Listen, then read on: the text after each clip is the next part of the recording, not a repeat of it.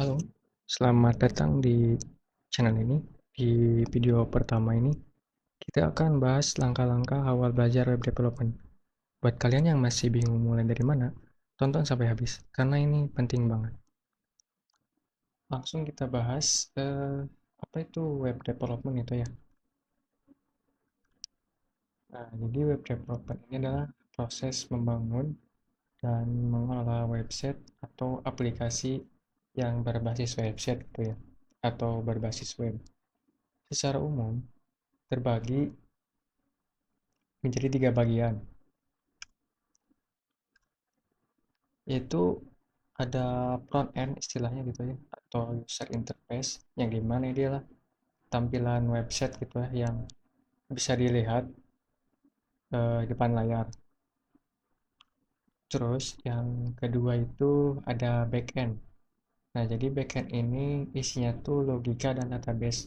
Nah, ini kerjanya di belakang layar nih, jadi nggak akan kelihatan di tampilan. Nah, nanti ini apa aja sih bahasa pemrogramannya untuk di backend ini? Ada banyak sekali sih. Ada PHP, ada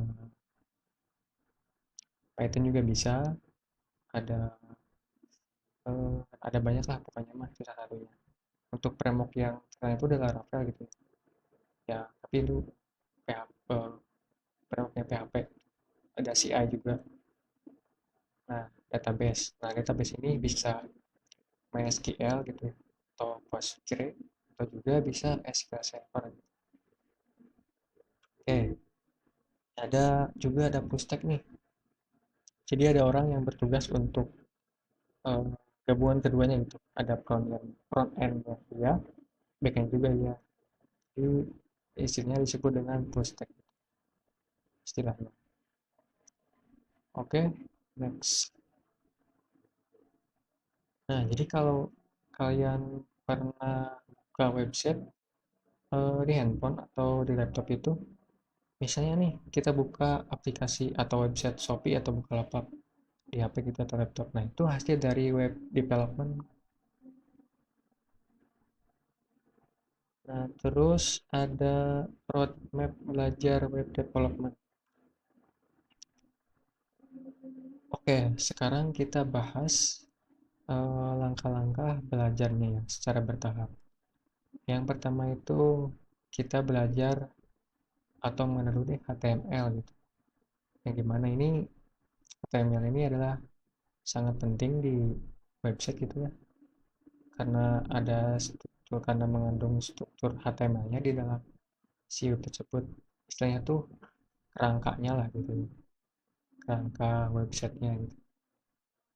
Terus yang kedua ini ada CSS. Nah, jadi CSS ini untuk digunakan mendesain si halaman web itu. Yang tadinya gini misalnya, yang tadinya kita menampilkan cuman kata hello world gitu ya dengan elemen P gitu. Itu kan defaultnya tuh hitam ya. Nah, terus nanti kita styling nih pakai CSS, bisa kasih red gitu ya. Nanti hasilnya tuh di halaman webnya tuh muncul halaman hello world dengan warna merah. Nah, kayak gitu. Terus yang ketiga ini ada JavaScript. Nah, jadi fungsi JavaScript ini di dalam web itu untuk menginteraktifkan atau mungkin bisa dilukis sederhana gitu ya. Contohnya gini. Contohnya kita punya sebuah tombol di halaman web tersebut. Nah, bagaimana supayanya biar tidak monoton gitu ya. Caranya kita tambahin animasi misalnya ketika kita klik atau nyentuh si tombol tersebut muncul halaman muncul sorry muncul animasi loading gitu ya di dalam si kata mana tuh di dalam buttonnya gitu selama dia berapa detik nih nanti yang ngatur detiknya itu si JavaScript dengan menggunakan set interval. Nah, itulah contohnya. Terus yang keempat ada framework CSS. Nah, framework CSS itu hampir mirip dengan CSS gitu ya, kayak lebih ke mendesain atau mempercantik tampilan website. Cuma di sini menggunakan Brave CSS. Ada banyak nih, ada Tailwind sama Bootstrap. Terus yang kelima itu ada Git. Jadi Git ini untuk mengatur dan menyimpan kode kita gitu. Jadi misal nih kalian tuh punya sebuah landing page. Nah, jadi si landing page ini pengen di-push di GitHub, terus nanti supaya orang-orang bisa lihat. Nah, bisa nih menggunakan hostingnya GitHub gitu ya. Tapi ini full front end ya. Tapi kalau misalnya kalian di backend ini nggak akan bisa.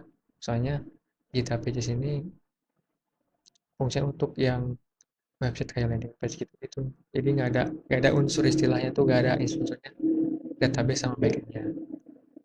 Oke lanjut. Nah deploy web. Nah ini deploy web ini menampilkan web kita secara online gitu ya di internet. Ini bisa misalnya kalian punya website e-commerce gitu ya. Nah nanti kalian tuh nggak bisa nih pakai website GitHub Pages yang tadi. Nah bisanya kalau misalnya kalian ingin digunain untuk semua orang atau klien gitu ya, atau pengen digunain seberapa orang ke publik gitu ya istilahnya tuh, atau ke apa ya semua orang lah pengen gunain aplikasi kalian. Nah nanti ada platform kita harus hosting ke platformnya, bisa Dominesia hostingan gitu.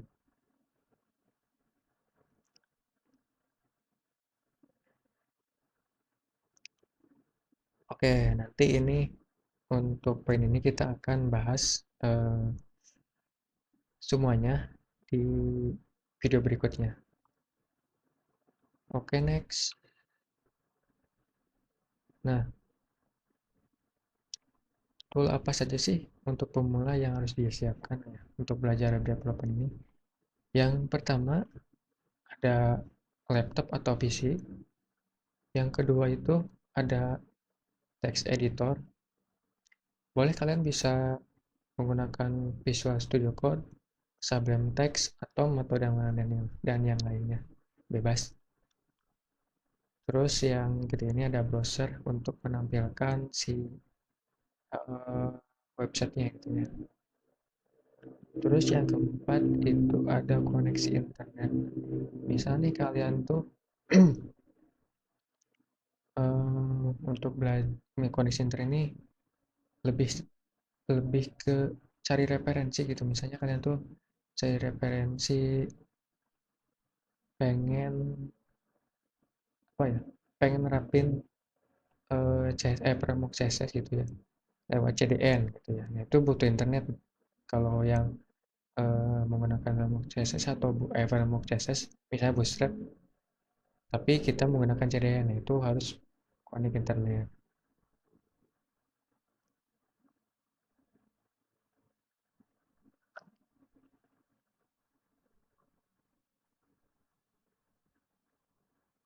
Nah, oke, selanjutnya itu ada tips untuk pemula.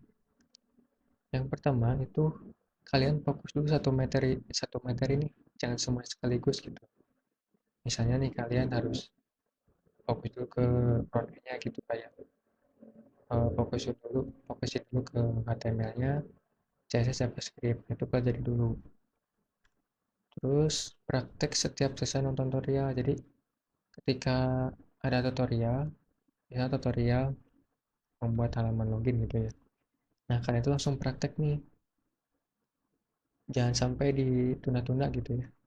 Misalnya nonton hari ini, tapi nanti di praktiknya di minggu depan. Nah, itu nanti lupa lagi kalian. Terus yang ketiga itu ada konsisten.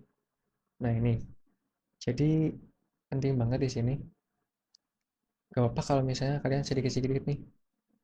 Misalnya hari ini saya mau belajar dulu HTML, bagaimana cara membuat sebuah tombol itu, terus nanti hari berikutnya bagaimana cara menampilkan teksnya gitu. Kebalik ya, harusnya pertama menampilkan teksnya, misalnya hello world gitu, hello world atau apalah.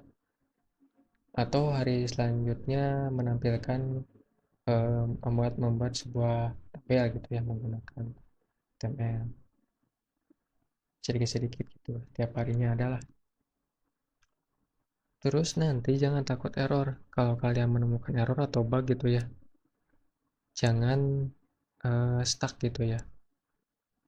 Terus saja cari referensi, mungkin bisa dari Google, cari solusinya banyak sekarang. Apalagi karena sekarang ada ChatGPT nih. Nah, itu bisa banget tuh. Tinggal kalian errornya apa, tinggal copy paste di situ. Nanti ada ketemu errornya. Eh, oke, paling segitu aja dulu ya untuk pengantar singkat tentang dunia web development dan apa yang harus kalian pelajari di awal. Kalau kalian suka di video seperti ini, klik tombol like dan subscribe. Karena di video berikutnya kita akan langsung praktek bareng dari nol. Oke, sampai jumpa di video selanjutnya.